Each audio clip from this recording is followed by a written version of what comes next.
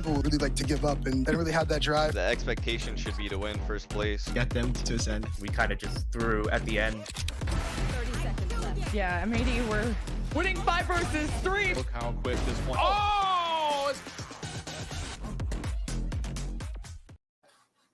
Welcome back, everyone, to Valorant Challengers North America. I'm your host, Elizabeth, joined by Gompers and Dryad. And if you're just joining us, you missed a bit of a heater. We had kind of a tale of two halves with Nonverbal versus Prosperity Esports, but Nonverbal take their map pick of Icebox. And Gompers, I'm gonna go straight to you. Like I said before, it was a tale of two halves. We kind of had a Prosperity half and then a Nonverbal half, but in the end, I believe it was a 10-13 scoreline with Nonverbal taking it.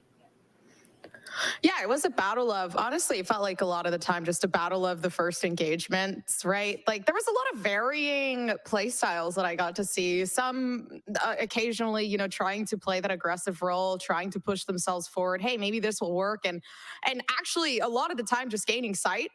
Majority of the time, surprisingly, A site seemingly the most comfortable for both of these teams, but rightfully so, right? I felt like all in all, it was very similar in playstyle on both sides. The retake wall coming up when needed and trying to just fight for the first pick. And it was always the scenario where whoever got the first one was able to feel comfortable, confident moving forward. But I saw a lot of flaws, right? Like getting stuck from Prosperity where, you know, a lot of the time right from behind, they allowed MV to slowly push themselves up on their flank and take advantage of situations like that. So definitely trying not to, you know, let that area go to waste and keep watch of their flank and what's going on. They gained the information, but then at the end of the day, there always was that last person standing on Envy that was able to take advantage of situations like that.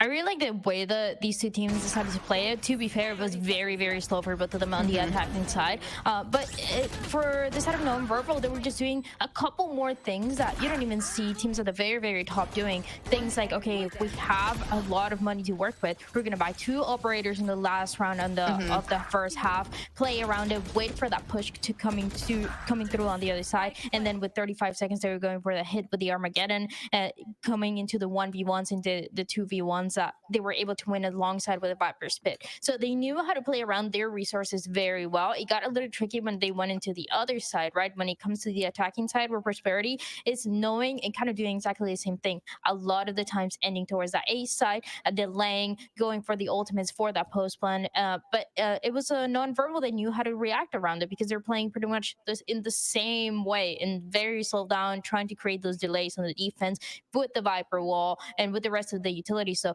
with those back and forth, it was a matter of time for the side of Nonverbal to close it out. Something I want to ask you, Gompers, as you see on our screen right now, while Prosperity did lose, Magic had 9 first bloods. And you were talking about the battle of the first engagements. Talk to me about Magic and how 9 first bloods. I think the next highest person is Corrupt, actually, with 3 on the side of Nonverbal. But talk to me about Magic and those first engagements that you were highlighting when we came back from break. Yeah, honestly, such a good player. A lot of the time on A, obviously you have to position yourself well peeking A. It's pretty evident. Everybody knows, you know, who's going to peek, what's going to happen. But I feel like timing-wise and just overall from Magic, they were on point with the aim, with the positioning, with timing. And they were able to, a lot of the time, take advantage of, you know, certain situations where, okay, off the rip, I'm going to just peek up Cat, or I'm sorry, peek up. I completely forgot the name for it. I think it's... oh my gosh, whatever, peek up top and then be able to take advantage of the positioning here. And, you know I'm better. This game is looking like it's mine. So, and I think that Prosperity did a really good job at elevating that and elevating Magic to be that duelist, because again, whoever's having the best game, it really is good to shape around that and let them do their thing. And it didn't go all lost, right? 13-10 isn't that terrible of a scoreline to come from. There was always a confidence coming through for Magic, even when they were losing those 7 rounds in a row on that first half. You always saw Magic pushing in on that defensive side, trying to get one. And yeah, we always talk about the duelists and the way that the rest of the team is kind of setting them up for success, especially when you're having Scary Shark or Nora on the Tejo, and then Yuki as well, what he was doing on the Sova. But this time around, it was just kind of going in, getting one pick, backing up, and it was maybe the numbers conversion that was not really working out their way, because he had these two fraggers just popping off. Kumi doing a little bit of the same on the Jet, playing the same way of going for that aggressive pick, then immediately backing up and going with the rest of the team for the side hit. And then for Corrupt, it was just a lot of the post plans and what he was able to do there. I think it's really impressive to see Corrupt knowing how to win those situations every single time, right? Whether it's going to be a 1v1 with a Viper Spit coming through to close it out, or he's going to be pushing a little bit outside of the Viper Spit, getting a kill with the shorty. It's just constantly being very proactive to make sure that the post plan and then those late runs will go the way of nonverbal. And Dan, you wanted to highlight Corrupt and Kumi on the side of nonverbal, and you've been talking a lot about that Viper on the side of Corrupt. We see their stats right there, 248 ACS, but also Kumi there on the Jet. Good, nice head-to-head with excuse me, Magic over there. But I'm gonna let you take the floor and talk about this head-to-head that you wanted to talk about. Yeah, just these two that, as I just mentioned, we're doing many different things throughout the round. So Kumi is the one, as always, trying to initiate it. And you might not see that initiation for Kumi the same that you were seeing for Magic, of kind of going by yourself in a little rounds or with a little to non-support to get that first pick. But Kumi was still able to keep that consistency on, okay, this is how we're going to be opening the sides, especially in that comeback that they were having into the second half, right? And then Corrupt, as I said, post plans were very, very effective. So you have this really good combination of, okay, how do we want to initiate the round and how do we want to close out those rounds? And in most of those cases, it was these two having that impact. Gompers, I'm going to jump to you about talking about on the side of Prosperity. Their Viper, Vantic, right below Corrupt on the scoreboard if with what we have been sent. Vantic, I know we've been highlighting Corrupt's Viper a lot, but Vantic also definitely showed, you know, why Icebox is a kind of Viper's playground, if you will, and allowing their team to play around them. Played was gorgeous. I really like the idea behind the Viper's wall. Of course, that retake wall we got to see a bit on A, especially on B, but the thing that I didn't really see resonating was like Vantic was doing such a good job at keeping the space and being able to allow these players to slowly execute on it. It just really was the execution that I felt like was missing on the side of Prosperity. And they should have abused that wall a little bit more, right? Felt the confidence through it, of course, like the decay, take advantage of it. And it felt like we weren't getting the full use of the Viper through, but I really, really did enjoy what they had to offer in terms of how the wall was utilized, how the util was utilized. I just really wanted to see a little bit more. Well, we after Icebox, we will be heading to Prosperity's map pick, and we have the Icebox. We hadn't seen that at all today, or really the past few days. And then we're heading to Pearl with Prosperity starting on defense. Dan, now you talked about kind of the slow start that they had, kind of the slower attack side that they had on Icebox. Is it a boon for them to start on defense? I mean, it's going to depend on how this map is going to play out. We already saw in the first match, and I think I wouldn't really be surprised at all if we see changes coming through for the side of Prosperity and the way that they've been playing recently. I still have my questions because they had such a good lead and they just kind of slipped through their fingers. They could not recover from it. This map of Pearl, last time that they played it, both of these teams, they have been opting in the past for the Neon and Yoru compositions, but most recently maybe just only the Neon, not having the Yoru on the other side. So you're gonna have these options that you can work with, and it just. I want to see how the agents look before I tell you who's winning this. That is completely fair and valid, but I think, you know, Gomper is something I like to think about a lot. Is kind of like the confidence and the mental moving forward. While you didn't win the first map, it wasn't your map pick if you're Prosperity, and you put up a pretty damn good fight against Nonverbal, especially kind of that second half. So moving into these second map of Pearl, Prosperity, I would be feeling pretty good. I wouldn't be super down on myself about my performance on Icebox. No, I mean, absolutely not. This team is coming from, not even from stage one. Like, this team is coming from nowhere and putting up numbers against really, really exceptional players. And I think that in itself is a statement, right? Like a team that was not that well known before, that's coming in and making a name for themselves. That is a huge feat. And I think they're going to do just as good on the second map, if not even better, to be honest, because it's not like there was really that much missing. It felt like the Icebox, honestly, is just a map where you have to be in the right position and you have to play very, very strategically. So I think there's a little bit more leeway on Pearl for sure. Do you think with Pearl moving forward, what do you want to see from the agent composition? I know Dan talked about, you know, not being able to see who's going to win. We have agent composition. That's completely fair. But 30U Gompers, what are you looking for with these teams for their agent composition? Are you looking for a double duelist, a double initiator? What are you looking for? That's a great question. I think the way that it works, I'm assuming we're going to, I thought we were going to watch the agent selection because I was like, yes, thank you, save me. Yeah, save me, save my life. Okay, great. No, I think this is great. I think the double duelist is definitely, I mean, not too interesting for Pearl. I am excited to see Prosperity step into the Magic and Manny kind of duo ship. I know Magic was absolutely excelling. So for them to be able to have a second duelist at hand, if they want to be able to feel more confident doing those very, very fast executions, I think this is perfect to elevate that player and possibly get that third map in. On the side of non-verbal, this was actually a really good map when they played against Shopify Rebellion Black. Sure, they lose it 13-10, but it was a back and forth between these two teams, and I really want to pay attention to what this set of fun havers or non-verbal are able to do on the defense. I think this is going to be their strong side, even if they're playing with this double duelist composition. It seems like last time they almost had what it takes to take a map off of Shopify Rebellion Black or stage 1 champions, and that is a big statement that not many people can say they've done. Not many teams can say that they've been able to keep it competitive into these maps. So pay attention to non-verbal, what they're going to be able to do when they switch sides, and on that and into the first half too, how the differences between the two Sentinels are going to play out, right? You're looking at this modern composition with the Vice on the side of non-verbal versus that standard classic Killjoy for Prosperity. It's standard and classic. If it ain't broke, don't fix it type B. But Viz is that meta pick that we are seeing. But enough from us. I'm going to hand it over to our casters, Lemon, Kiwi, and Nerds. Friends, take it away.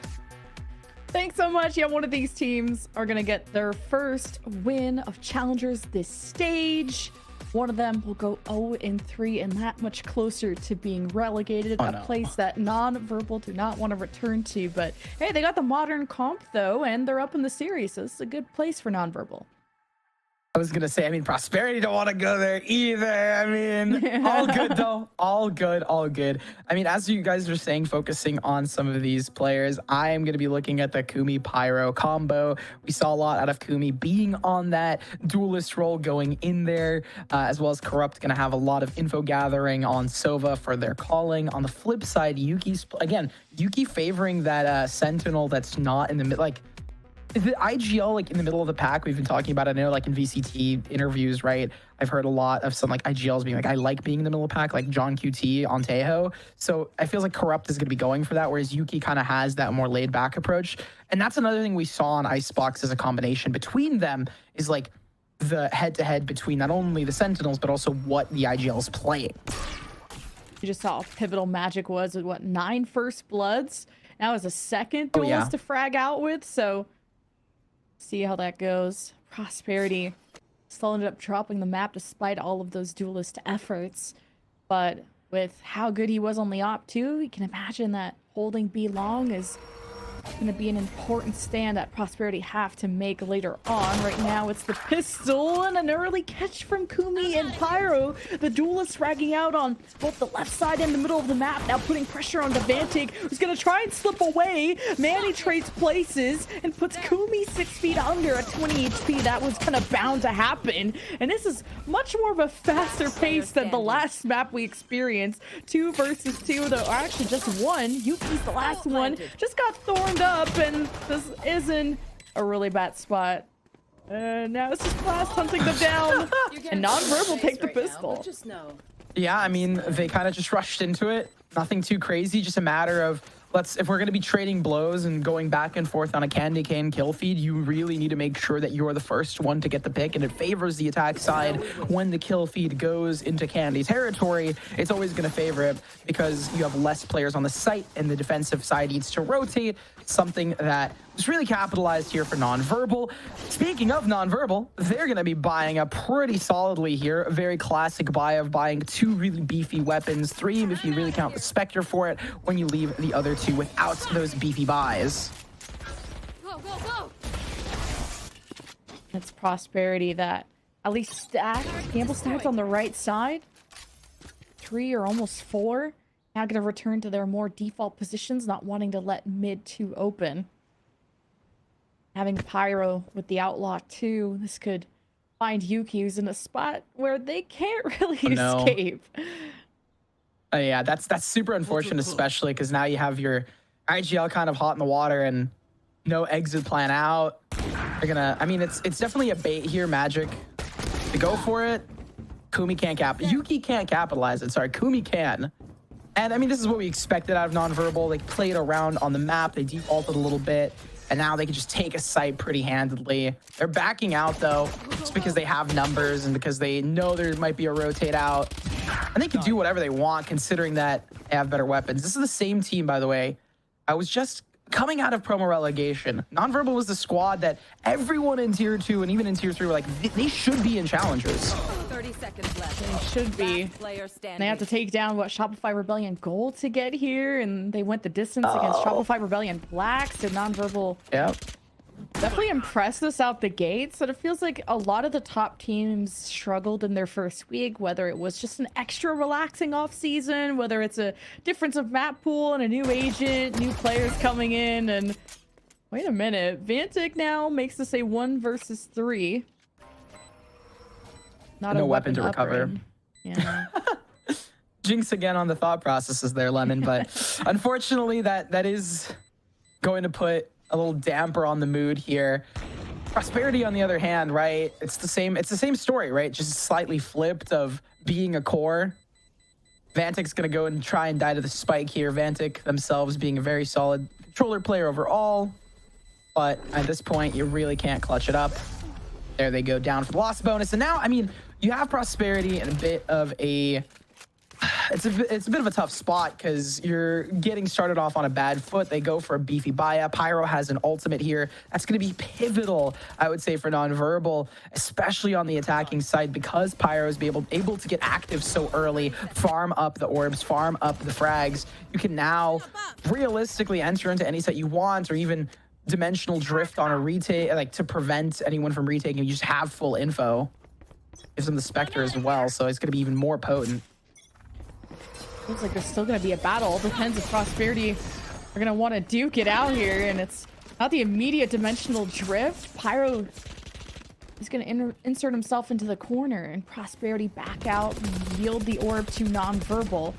Now you can have the dimensional drift used even deeper into the site rather than just for the orb control, so this is good for Nonverbal. You know, but the spike has been down towards spawn this entire time, so I was gonna mention that at some point. I think they're gonna back out or allow Astra to bring it back. It's very fluid. And that's the one thing that I really wanted to highlight on Nonverbal side, is that they were very good at like changing calls. The mid rounding out of Corrupt to be like, hey, you know, we couldn't like really get into this. We got stunted by Manny. So let's rotate out here. We can pop the dimensional drift towards B, get info, and hit that instead. Prosperity will wait for the approach. Nonverbal eating up a lot of this time and also having their lurk inserted around mid. So Blast isn't going to let some crazy flank from Manny happen. They marked that last round. So Nonverbal, here's the hit on the site, wrapping around through the back, and no presence from Prosperity within.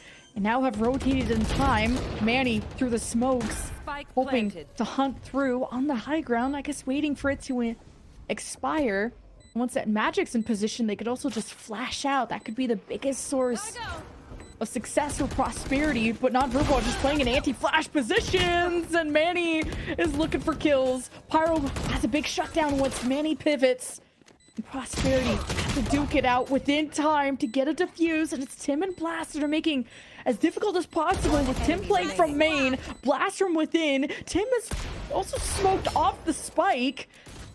And may not have much to say about this defuse from Prosperity.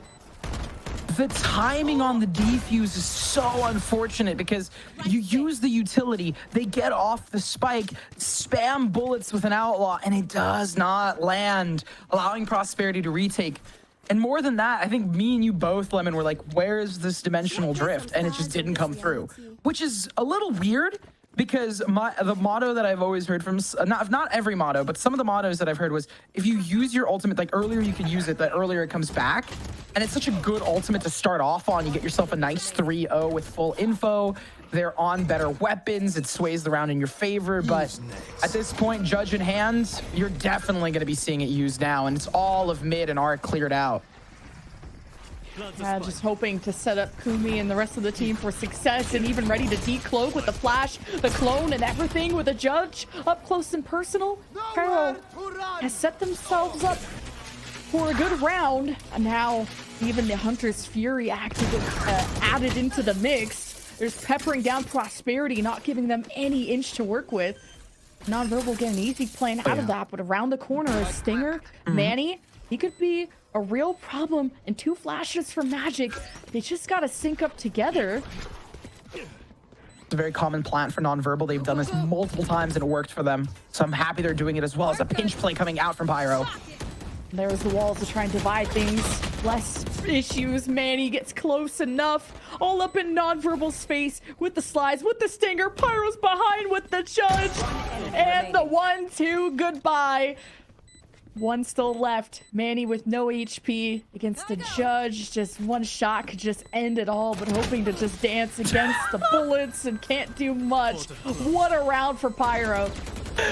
I love that jumping Judge play. And like you said, what a round for Pyro. It's something that we expected to see round number 3. But it works out here in number 4, getting them that 3rd round overall on the scoreline. I guess they wanted to make sure that the rest of the roster can support that ultimate. And I'm going to give them a huge level of props for it, because they set up Pyro for more than just success. Pyro has literally farmed themselves up to the point where they are 3 away from another dimensional drift at the top of the board for Nonverbal, ever so closely inching it back into their favor. 2-0 being a very big possibility for them. It does mean they need to have that pressure ramped up super consistently throughout the game. Big ult advantage, at least for the other side. Prosperity could activate Manny with the overdrive, but it's first depending on if Yuki can survive, which is not the case. Not able to link up with Vantic, who sits on the other side. Nonverbal will plant. Now Prosperity have options. A Cosmic Divide to kind of try to separate Nonverbal. Vantic gonna do just that to seal in Nonverbal so they can't play from main. And speaking of that, Pyro's out of the picture, but Tim and Yumi take the mantle and just shove it in Prosperity's face. Yeah, you just back out here if you're Scary Shark. Nora not wanting to fight that. She's out. She's out, and that's fair. Because at this point, Prosperity, they're down 4-1. You have so much stacked up for the Nonverbal side. I think Pyro's even hunting, searching for another one. They're like, yeah, I want to be 2 away from my ultimate right now. But it just comes down to the fact that Nonverbal have had really solid pushes on sites. They're really good at setting that pace. We saw that a lot on Icebox. It's carried over here. There's not much of a change.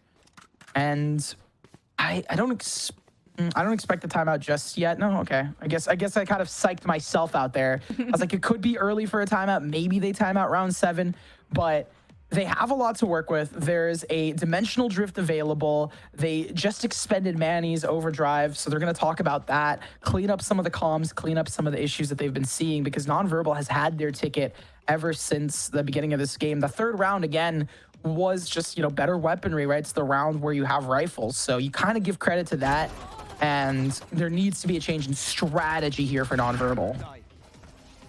Or sorry, for Prosperity. Nonverbal's doing great. I don't know what I'm saying. Yeah, barely. The 4-1, it's I need more insurance than that, for at least for Nonverbal. With the 8-4 half, it did get kind of close on the Icebox near the second half. So maybe it's about leveraging this overdrive on offense and what Nonverbal can do, because sometimes they hesitate on whether they want to use ultimates. We think about the dimensional drift, came out in a later round, which guaranteed it for Pyro when he got a 4K. Once he did use it, we just need this confidence from Nonverbal to really blossom, and this is it. Both teams are really seeking to have more experience from being in Challengers, from growing from Premier, one fighting through relegation, one just from Premier. So Nonverbal really got to set up Kumi for the best possible situation. Oh, they're just running it in. really nice 3-stack has to force out Pyro. Good fight for control out of Prosperity, something they definitely talked about what they were going to do. Just good to have that gate crash just in case you make the wrong move. Non-verbal taking full control of the right side of the map and coming through hard, and KJ is going to be under a lot of fire. Yuki with the Bucky at least goes 1 for 1, not too bad. And Verbal have cleared things up, but do they want to try to extend out? Remember, Pyro went for such a fun little flank wrapping around the defense. He won't be here now, but maybe the rest of the team could be inspired to be creative. But Non-Verbal is just going to stick to kind of a traditional hold, and Prosperity's chance at a flank gets diminished. And there's not going to be much more to do with the weapons that they have. Corrupt, though, locks in 4, which is awesome. Huge off Corrupt. Corrupt has always been that fragging IGL, really doing it for this roster. And yeah, I think they've allowed a lot of the times, if Pyro was alive, for Pyro to go for those pinches. But even then on an eco, you're really concerned about giving up one of those weapons and having that balance tipped against your favor. And now all of that culminates into Prosperity. What have you cooked up for this round? There's an op in Magic's hands. It's going to be really good for repositions. It's posted up towards B. So probably going to walk up towards the B site, gate crash out when they need to back, and support this A push.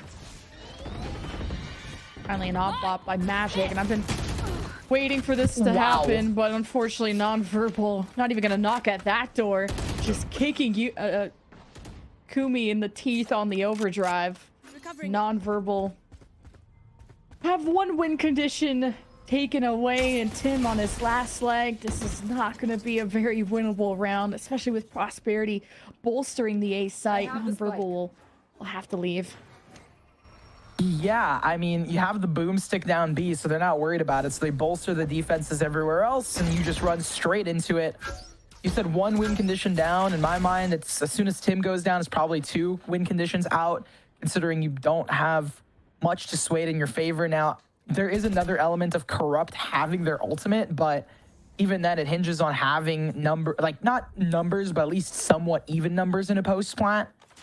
And even then, you still have that op set up towards B. You're walking straight into it. That's going to be something Corrupt's going to find out the hard way.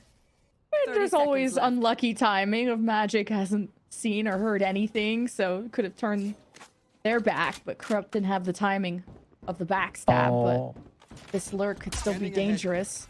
This Corrupt going in solo off the recon, heard the op, tries to take a 1v1. Vantig wins it, 12 seconds. Non-Verbal have no space and no teammates, almost no players left. And Prosperity, a flawless round to try and break the win streak from Non-Verbal. Yeah, and now, I mean, Non-Verbal is definitely going to be rethinking about their splits. They've been doing a good job of fighting into an area, sometimes even backing out and pushing in and really kind of pressuring the way Prosperity has been playing. But now, on that round 7, because they ran into Art, they sped it up, and it just got completely decimated. Not to mention the fact that Vantic was that player that has had multiple really good reads about timings when Non-Verbal lurks off the sides and whatnot in the early game of Icebox. It comes down to now if Prosperity is going to maintain this pressure, or if this sort of slightly spread out A hit is going to be a little bit better for them. Hunter's Fury from Corrupt. Somehow Manny gets a pick on someone in mid. So Non-Verbal, another round on a back foot, and no ults, no advantages, no Tim, and a bunch of KJ util that could delay things in sort of this crossfire almost from Prosperity at different angles. Non-Verbal somehow managed to clear that. And Non-Verbal, they've been really good about getting this art control, and that's something Prosperity wanted to hold on to, because they plant in the same spot ever consistently, and it's a matter of trying to flush them out. So this art threaten into a potential B hit might work out for them. It's a matter of if Corrupt can join them in time, but Corrupt gets spotted. Now Vantic knows that's the read called. Oh, Vantic, jump peek. There's a whole squad and couldn't get out. A huge punish from Non-Verbal. Now, tables are equal. The teleport forward. Pyro eats that. And Prosperity have completely wiped out Non-Verbal. Just rotating in time, and Non-Verbal just have Corrupt left in a 1 versus 4, and this lead is slowly slipping away. It's just been really going away from the side of Nonverbal, who started off so hot and now unfortunately don't have anything. We even saw that ultimate from Corrupt use super early to contest art control.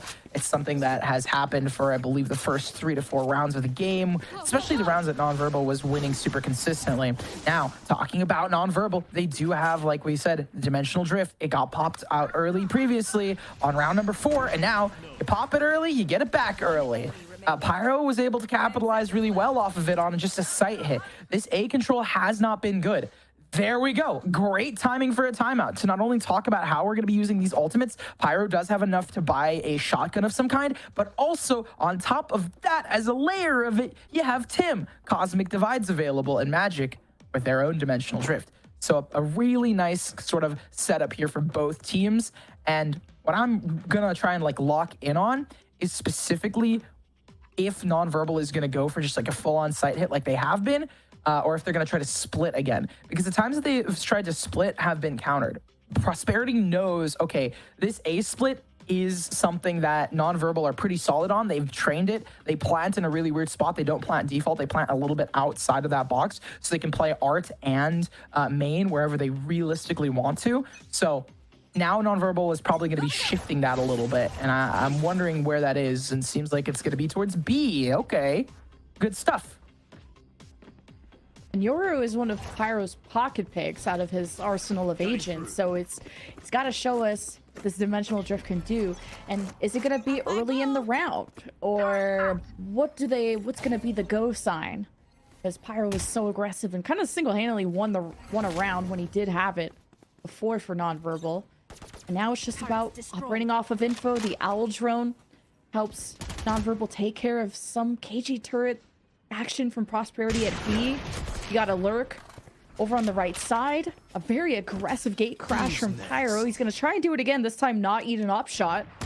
Prosperity will have Magic at the back. Scary Shark sort of limits Nonverbal's lurk, and Yuki puts a stop to this offense. And even while flashed up, Corrupt has a window to engage, can't pull off the double kill, swings away, and Tim has to swing against 1 and 3 people. That is insane. Prosperity catching up. Yeah, ever so slightly. I mean, that timeout was, they kind of did what I thought they were going to do, where they went towards one specific site rather than splitting on A. And the answer was definitely go B. Unfortunately, Prosperity had the exact same answer in their book. Listen, if we're doing a test here and the answer is going to be the same, you're both trying to score 100%. Prosperity know that, and they got to get themselves that report card here. No Timmy's in chat, and instead, Prosperity now are facing themselves a 1-round deficit. After losing 3 in a row, they pick 3 in a row up themselves, and now, oh, they're looking ever so confident. Still always up to Yuki, but this time really needing to live out this round to use a lockdown if they need a good retake option.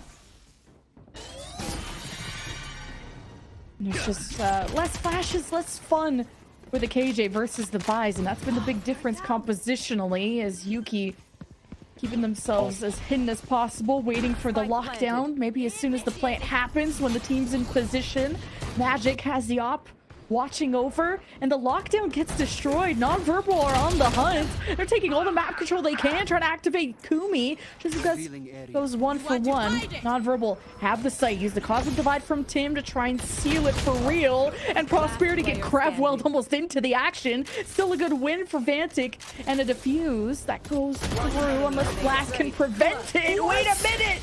The clutch is insane! What? Blast even has their own spray. That's criminal. I mean, wow. I mean, it was from Bow's Dumpling to Blast having a spray that I said something Blast or something like that. But all I gotta say is I was actually gonna be worried, and my thought process on this like post in between round color analysis was gonna be like, I'm worried about Blast not getting there in time. But just in the nick of time, Blast proves me wrong with a spray down transfer to clutch it up. You can never discount the X factor for Nonverbal, who find the 6. They at least secure that halfway marker, but they're gonna hope to go get some of that extra credit. Magic info from Magic, just totally out of there. Prosperity just wait. I would like to see more support for someone like Yuki. It's been a lot of B-side hits and Kumi gonna circle around like a vulture, and Kumi still gets a huge surprise, and if that was a pistol, non-verbal infiltrate, but they just can't get trades in their favor. It's just impossible to dislodge Yuki and friends back there.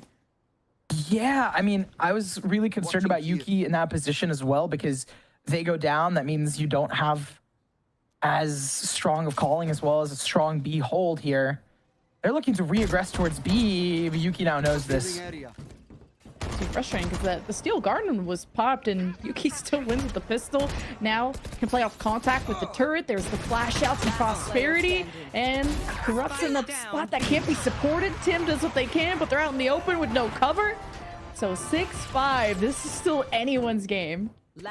Yeah, every time we start seeing a team pull away a little bit, the other one just decides to bite back. And who else other than Scary Shark to highlight when you're talking about bites there near the end? I mean, she's been doing really good as well, having some moments for herself.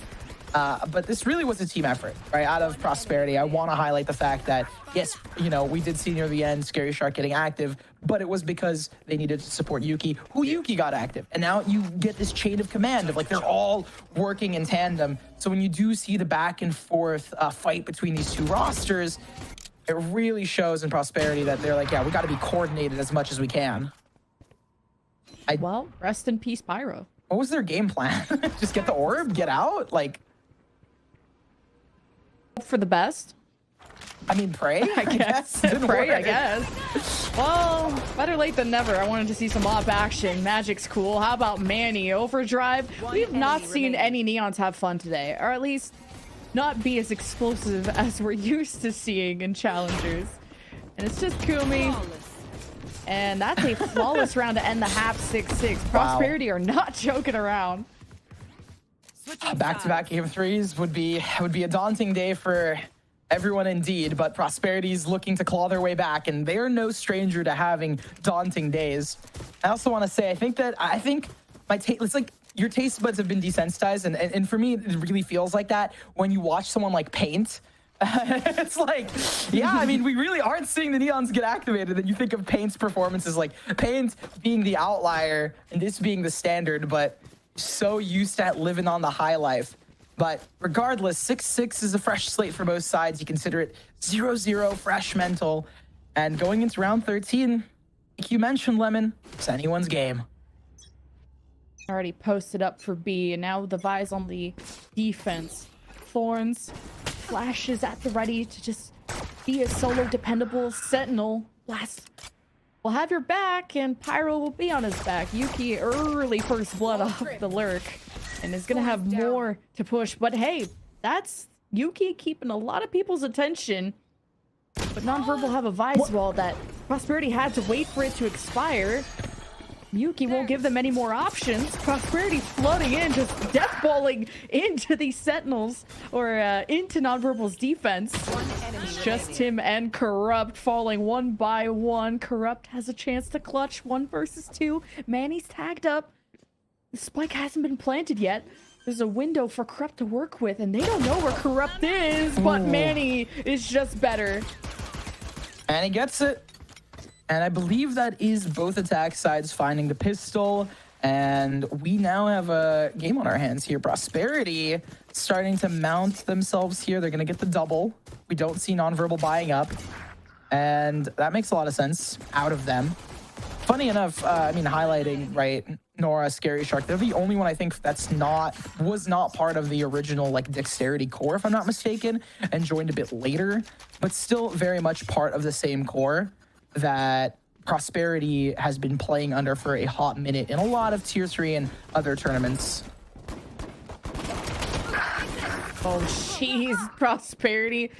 Well, they get greeted earlier than they expected and get a free orb out of it, so we'll make quick work of their anti-eco. And non-verbal will be on their way to be taken out by the spike, ideally, but Prosperity setting themselves up to steal away the lead, or at least continue it.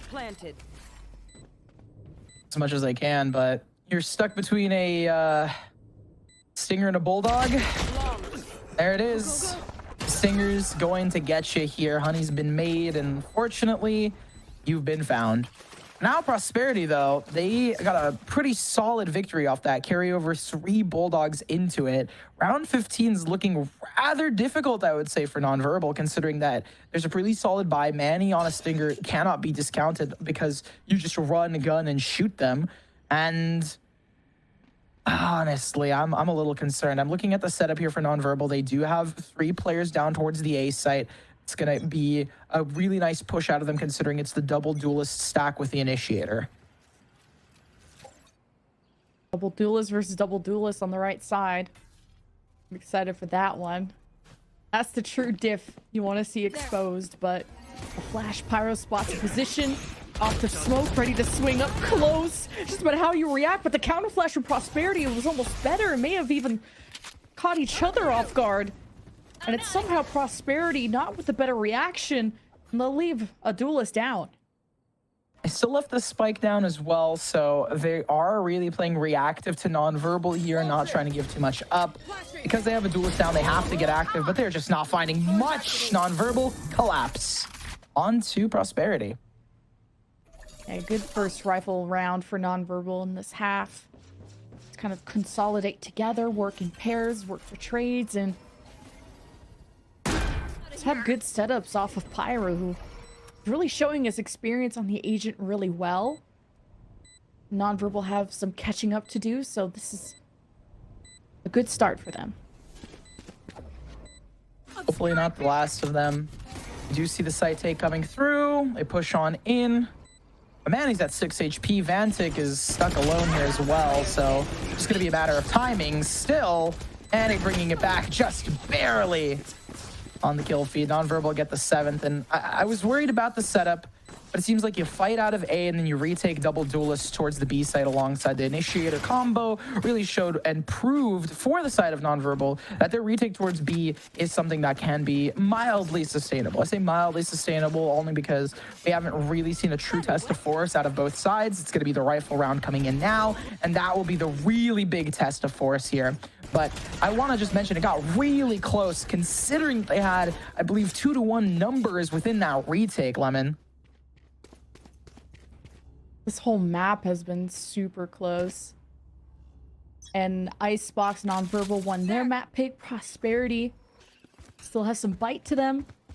They have an overdrive and a dimensional drift, so especially on such a long lane like B, dimensional drift could be safer. And Magic is not the type of Yoru, at least like Pyro, likes to gate crash in your face and rather take a step back. A very quiet start for Prosperity so far. Slow and steady wins the race.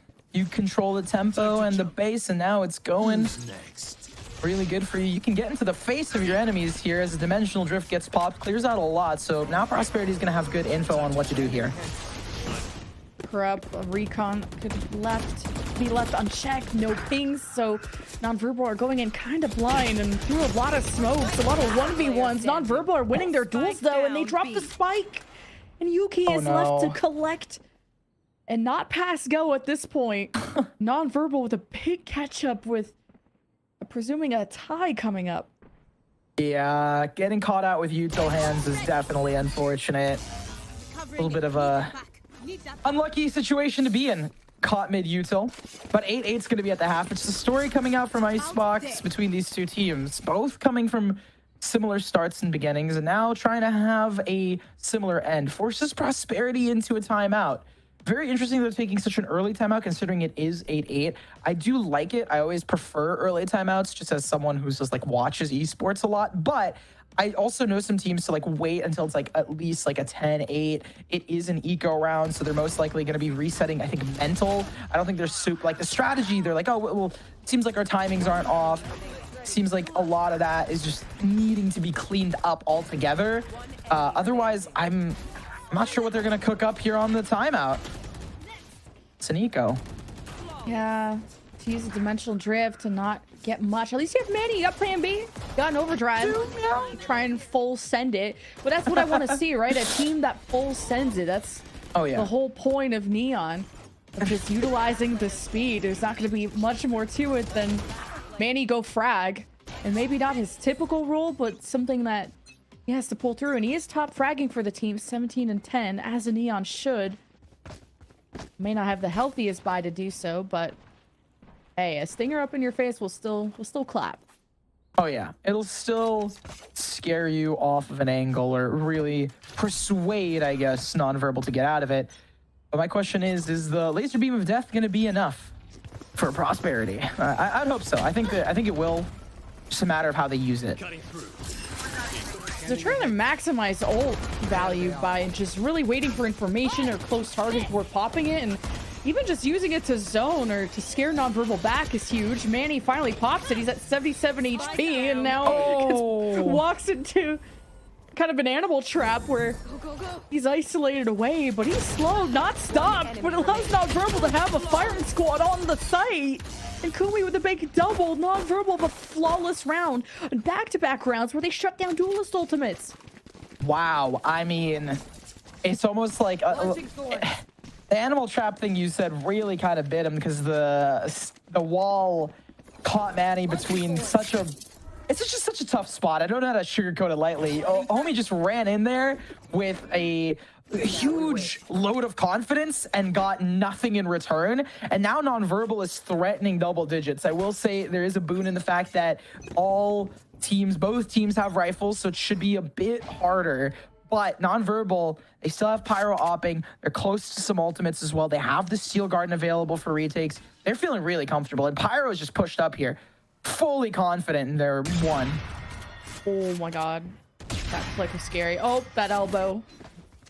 That elbow is bleeding now. Yuki is still up. Need to get a band-aid. Yeah, that's what I was thinking. We're thinking the same today. So much mid control. And now finally deciding to converge into R. There is going to be that Vise wall that could delay things. And there's been such good delay from Nonverbal. I just think about how they were able to stop Manny even for a few seconds to get their bearings. Nonverbal, time benefits them. They trip up the wall to hopefully keep Nonverbal here or to make them think something, but the spike is on the A side, so if they are going to exit there, players are rotated. Wow, the Cosmic Divide is very up close. Prosperity only have inches to work with in terms of spike, and Flash barely catches the tail end of that Sova, and Prosperity escape into the shadows. Nonverbal, what do they do with this map control? They're going to keep pressing, but they walk into the sideline solo of Vantic. Kumi takes his time with it, almost with the second. Scary Shark just has to buy time and isolates duels. Even Flash, Scary Shark wins that, and Prosperity's post plant works out. That's EG VCT Game Changers champ right there, Scary Shark Nora. Prime performance. Because I was about to be really critical here and say Prosperity, they tripped up the wall, the Vice wall, on the A site as they were execing A, rotating players towards the A site. True, like, logically, the wall gets tripped, you wait out the wall, they're going to try and end on A, that you realize that. But just a stellar performance in terms of aim out of Scary Shark, keeps Prosperity in it. And that's why I was thinking, like, that timeout felt more like a mental reset than much of like a big call or some sort of big overhaul, because for this game it's been very close, so it's not as much the strategy and a lot more of that micro individual play. Corrupt just playing as far back as he can, not as an individual, as a duo, at least with his Sentinel. A pivot from Blast to bolster up A when Prosperity's favorite site has been A, but it is going to be a different plan this time around. Just Yuki holding on to mid and thinking about working with Manny to try and go down this mid alleyway. There is a crossfire from Tim and Kumi to worry about. And if Kumi senses blood, even gets first blood, this overdrive could be scary.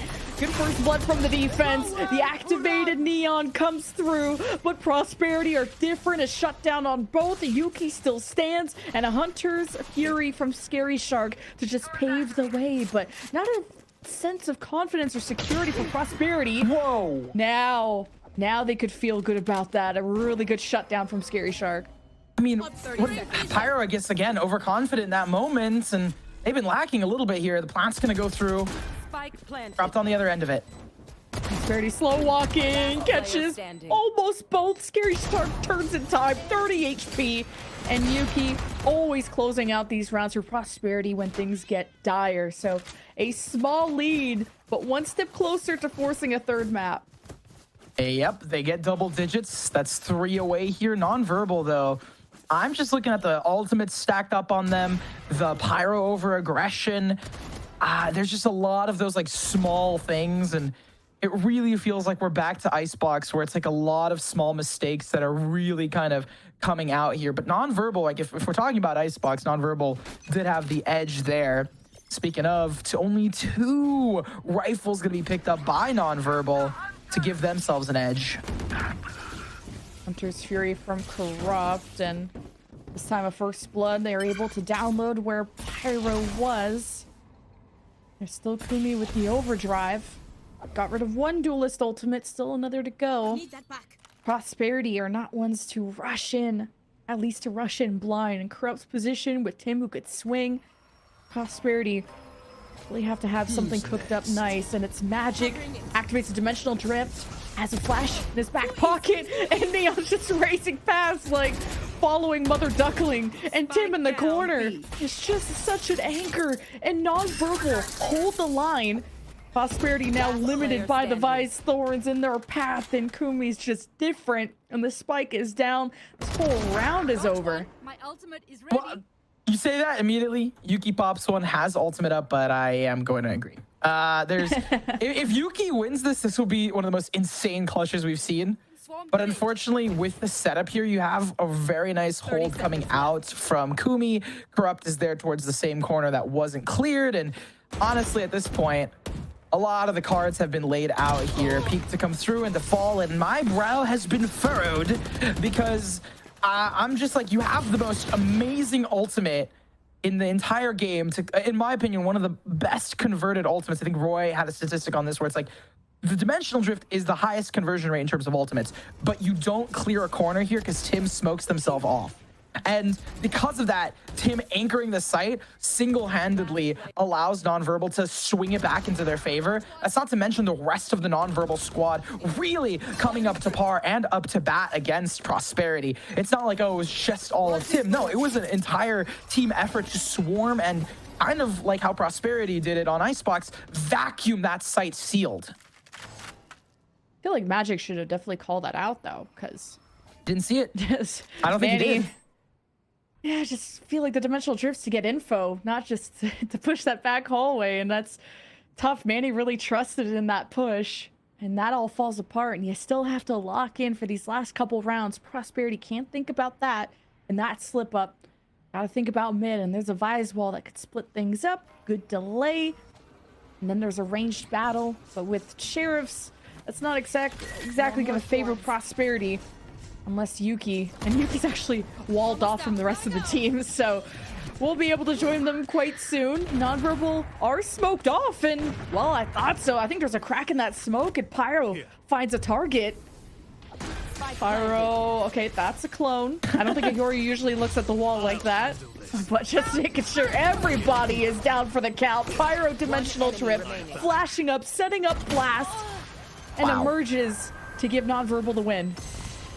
There it is. They start to break ahead a little bit here, but with how this game has gone back and forth, I'm not going to discount them. A huge play out of Pyro there off the dimensional drift. The duelist ultimates have really been pivotal and really showing, hey, you know, in terms of the mischief makers, we've had a lot of mischief makers and Yoru players, but you really need to be precise with how you use that utility. Because Pyro, I just want to highlight, not to be a kill count Kathy, but just to showcase that 11 assists, as well as allowing Kumi to be that top of the leaderboard for non-verbal and leading the charge. It really shows that Pyro is focusing a lot on the utility and making sure that, yes, in a duelist head-to-head, I'm playing Yoru, I'm playing entry, but I'm also getting as much info before just holding down another sightline with this first blood op. First blood off from Pyro. We'll see if he's gonna get any friends to come around through mid. Prosperity, as long as they dodge that early recon from Corrupt, they could try to get away, and this lockdown is to really sell B, and it's pulled all the attention, so that's a big advantage to give up for a fake. So Prosperity got to use this window to take full advantage of this open site. I mean, but we've seen the non-verbal retakes. They have been pretty solid. It's a matter of, you know, you don't have that dimensional drift. You do have Kumi potentially, and it's going to get popped for both sides. Manny Overdrive is going to get stunned, and non-verbal follow-up just now. They go 1 for 1, both Neons down, and Prosperity know the backside is all they have to worry about. And Yuki will help join the fray. Non-verbal had Pyro, but with no flashes, Corrupt with shock bolts to try and drown them out. Here's the retake, non-verbal on the site. They're getting surrounded by Prosperity, ready to pick them apart, but it's Pyro with the picks. It's non-verbal so close to match point, but it's just toe for toe, trade for trade. Pyro and Blast running out of time. A defuse at halfway that needs to be kept up. And Yuki, again the janitor on duty for Prosperity. Ooh, Magic's gonna go down, and again, I said this, you can't discount them yet here. 2 in a row picked up previously for the side of non-verbal. They can't get that third up. We do see a myriad of buys. Pyro really close to having another dimensional drift, and they've been able to convert so much off of it. And again, right, like we haven't seen as much conversion out of the overdrives for the Neons, but we have out of the dimensional drift specifically on Pyro. So is that what's going to take them over the edge potentially here? You're walking up towards B. No one's there. They can farm up this orb and then retake a bit more solidly. Oh no, Yuki's there on the lurk. That was just such a fake from Prosperity, and non-verbal want to try and get more map control to not fall for any kind of ruse like that. Yeah, at least you know, okay, that Yoru still is the op, and I don't want to be there, says Yuki. But it's going to bring the whole squad to feed this up, potentially. But they know Pyro's been on this op, so they're going to try and fake it a little bit more so Pyro can call or stay here with this op. And now that they know, they're definitely leaning towards A. But look at the stack. Non-verbal aware of this. Both brains working really hard. Yuki makes the call, but Corrupt does just as fast and just as well. And with these stars placed from the Asher too, Tim could really cause some disruption. Just early picks as Prosperity flood in 1 by 1. Non-verbal were waiting for this to happen, as you said, and Prosperity walked into a trap and could be walking into non-verbal's match point very soon. A cosmic divide will expire there soon, and Prosperity won't have too much to work with, and especially this Vise wall is gonna cost some crucial seconds. Sorry for laughing, a bit unfortunate on the timing, but looking at this, it's just going to be a retake flooded out here. 10 seconds left. Last player standing. 1v3, spike down, trying to isolate 1-1. Wait up, Yuki's an end round goat. I swear to God, staking these duels. Pyro and Blast try to sync up. That came down to the last crumb of Blast, 27 HP, and almost a 1v3 clutch. A little scary there, nerds. My brow went from being furrowed to being beyond belief. That is... Okay, it's crazy to see how non-verbal and Yuki are fighting against each other there. And Yuki has, like, so much clutch potential there. But I digress. I want to stress a different fact. Pyro not only has the op carried over, but also has the dimensional drift forcing Prosperity. Oh, okay. It's non-verbal on the timeout. I was going to say, I don't know if Prosperity's taking this timeout, but non-verbal taking this timeout is actually, I think it's really good. It's going to reset their mental. It's going to make sure that they don't psych themselves out. A lot of teams get to 11-12 and they think to themselves, just one more round and we're winning, we're good to go. But that's not the mental you need to have. You need to make sure to respect every single myriad of utility, little small breath in some different area, and you have to treat it as if it is literally series point on the line. If they don't win this, there's a chance we go to overtime, and even more so, there's a chance that non-verbal have to play another map here, which is something that I'm assuming non-verbal does not want to do. More than that, they do have Pyro's ultimate, the key to entry on any site that they want to go to. It's been so good for conversions that, honestly, if we don't see Pyro ulting into the site for a retake, I'm going to be truly shocked here, right? That would actually probably shock me with how much value Pyro has been able to provide. That's not to give all of the hype to Nonverbal. Prosperity do still have some pieces of utility of their own. I'm just a little bit worried because it's a broken buy, a Sheriff for Yuki. We have Stingers and Spectres galore. The only thing they have, I guess, is maybe the Hunter's Fury on Scary Shark, but she's really needing to find some value off of it. Desperate times for Prosperity. But sprinting forward into their fate. Manny wraps the corner, fellow duelist in hand, and Nonverbal, they've been successful at just staying back. They've had good reads on where Prosperity are set up.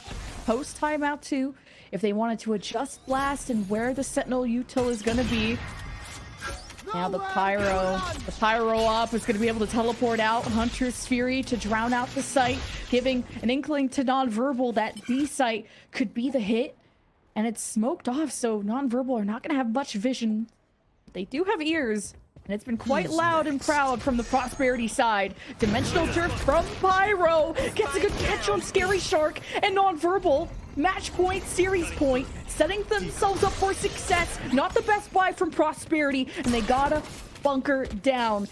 Now, vision is open, smokes are clear. Peek from Manny at low HP, dealt with by Pyro. It's just dunk hunt for this guy. And Prosperity can only just depend on the Magician. And it's out of the hat, and it's out of their hands. Nonverbal will take the series.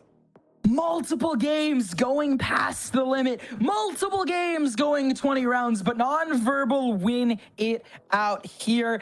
And they didn't even use the Pyro Dimensional Drift, so I guess I am actually losing my mind here. It was magic to use it at the end, and I'm just here like, what? They didn't even need it. They unironically didn't need it because they just had all posted up and they managed to win. And the fact that that happened is crazy to me because this entire game felt like both teams really outthinking each other and having such a good time of layering how they're doing stuff on top of one another that it's a little surprising to me that near the end we didn't go into overtime. But I do still want to congratulate Nonverbal for making it. They've gotten themselves 1-2 in terms of the standings. They've got themselves their first victory here. So huge congrats to them. And unfortunately for Prosperity, you're going into 0-3 camp here, and it's going to be looking a lot scarier for you guys.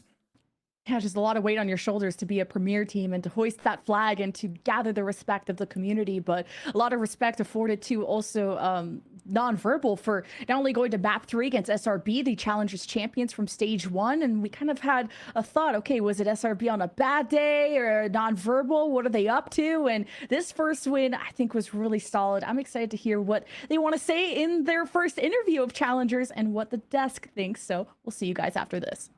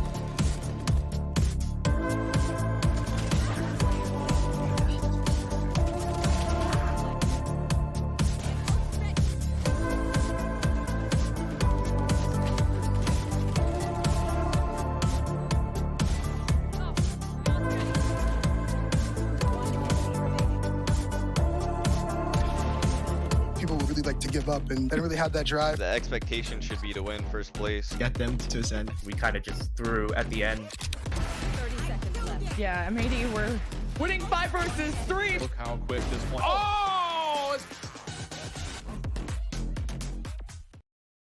Welcome back for the final time to Valorant Challengers League North America. I'm your host, Elizabeth, joined by Gompers and Dryad. And if you're just joining us, so sorry you missed it. You missed a very hard fought, but a clean 2-0 nonverbal, taking the win away from Prosperity Esports. Gompers, Dan, we were correct.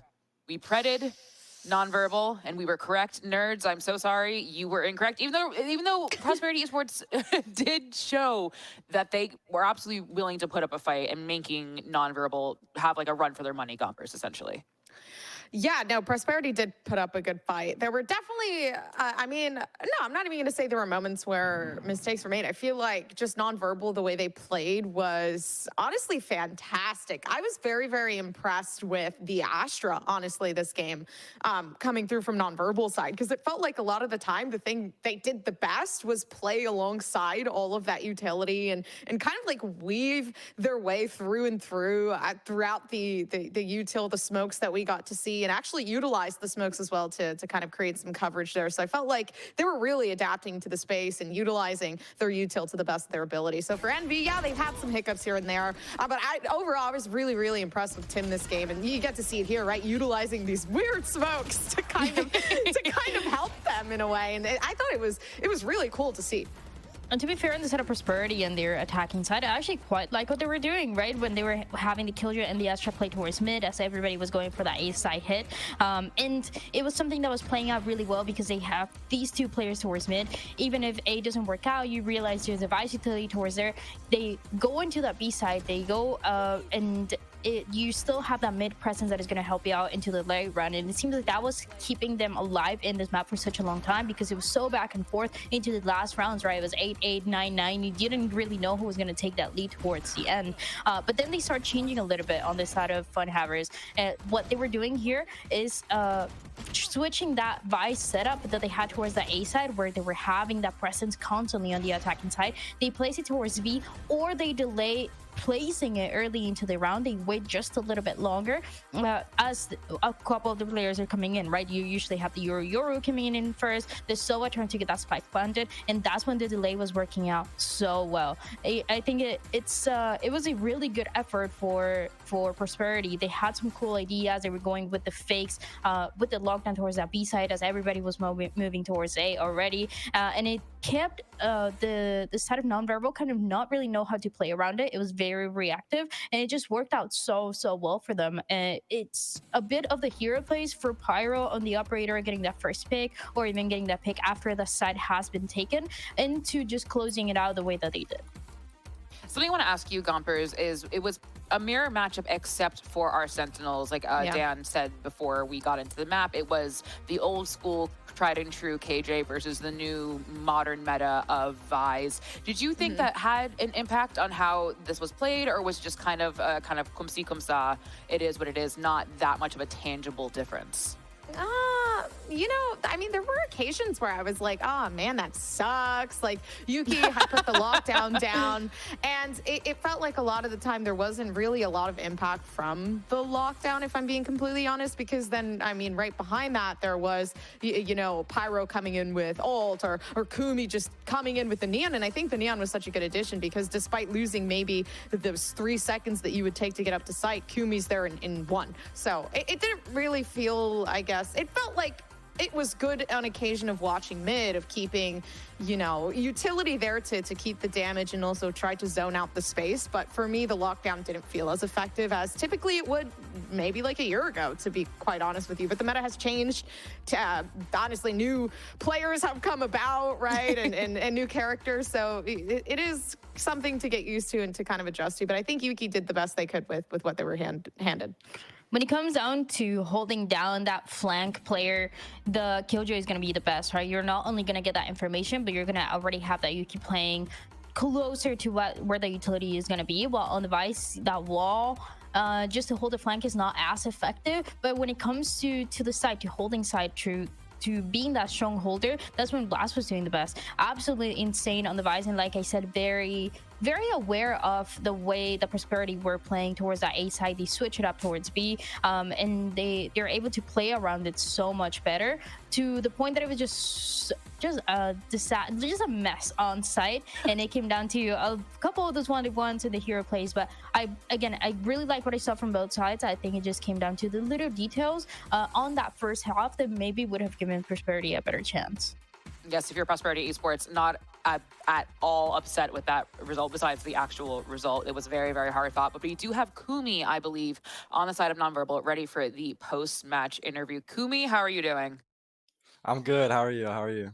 I'm good. I'm good. I mean, right away, I want to talk to you about those last couple rounds on Pearl. You know, it was very back and forth, and these both were very tight games, so especially those last rounds. You know, we were watching the broadcast thinking it was going to go to overtime. We weren't sure what was going to happen.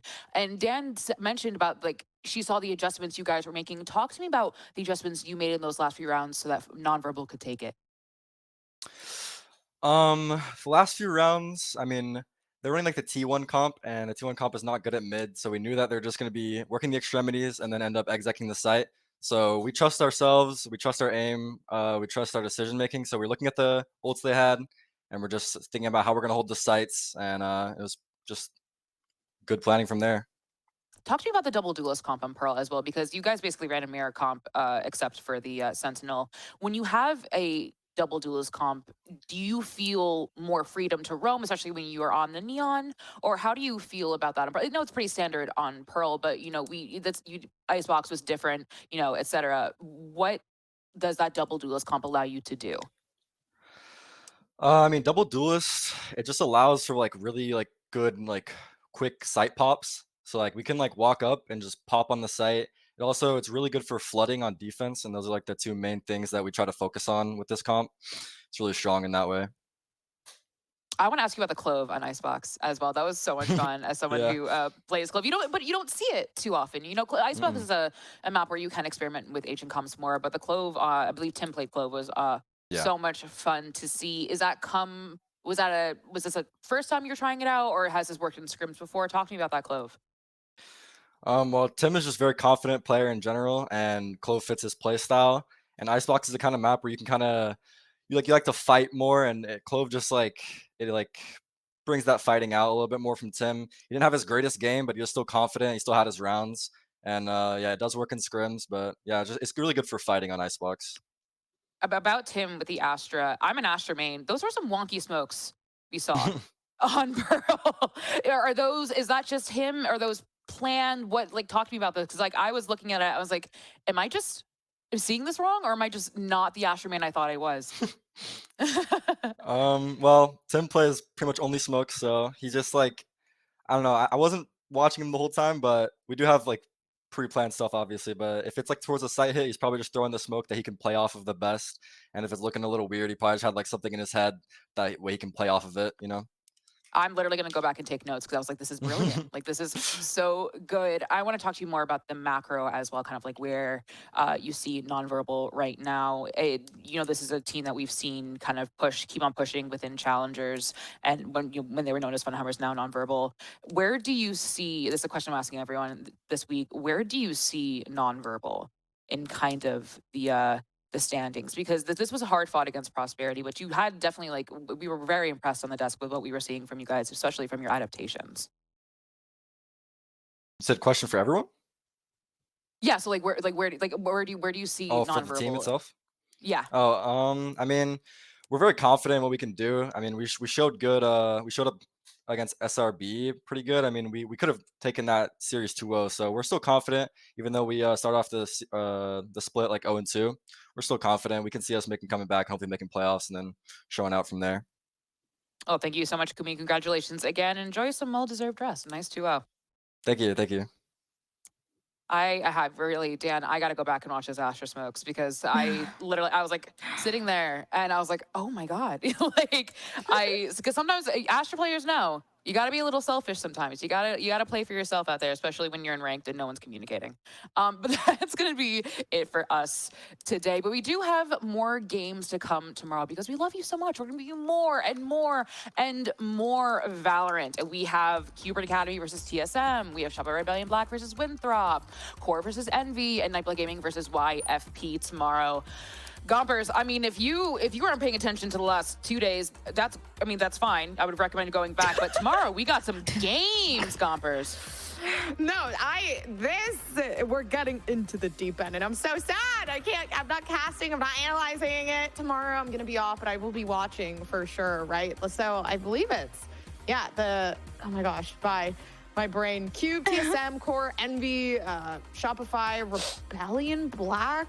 I don't even know. Everything going on here is just looking interesting to me, especially since we haven't necessarily, I personally haven't seen live so far in Stage 2 Cube Esports within the main channel. So I kind of want to get into depth of who this team is, what they have to offer this stage and what they've been fixing, honestly. I am very, very excited for the Shopify Rebellion Black and Winthrop University rematch. We haven't had it in some time, and that one was a good one. Also, Qbert Academy. If you don't know, I'm a fan of Qbert Academy, so I'm always excited to see them. Qbert. Give me a second. Okay, yeah, no. Are you going to show your crimes to everyone? Oh, my son! Oh, my God! My son!